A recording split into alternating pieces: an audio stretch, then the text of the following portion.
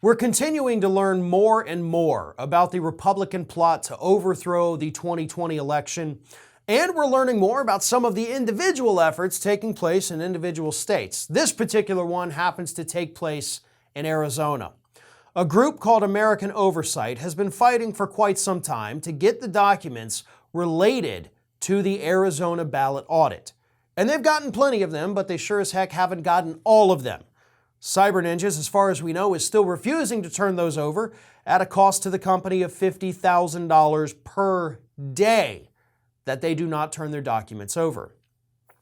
But this week, American Oversight did release a treasure trove of new information, stuff that had not been previously publicly known.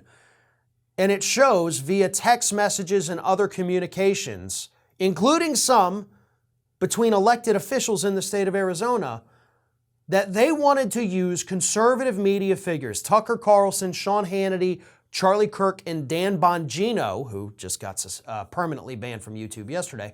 They wanted to use these individuals to promote the Arizona ballot audit and, of course, to cast doubt on the results of the Arizona election. Let me read you a couple of these text messages. This is from somebody named Jake, who says, "Give me an advanced heads up so I can back channel with Sean," referring to Sean Hannity. "We have to control the narrative or we lose." There's speculation that this was to Hoffman, Republican legislator from the state of Arizona, who, of course, signed on to the forged document saying Donald Trump secretly ran the state.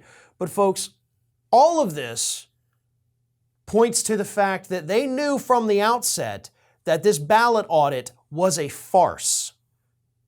You don't talk about controlling a narrative if you think the facts are going to come out in your favor.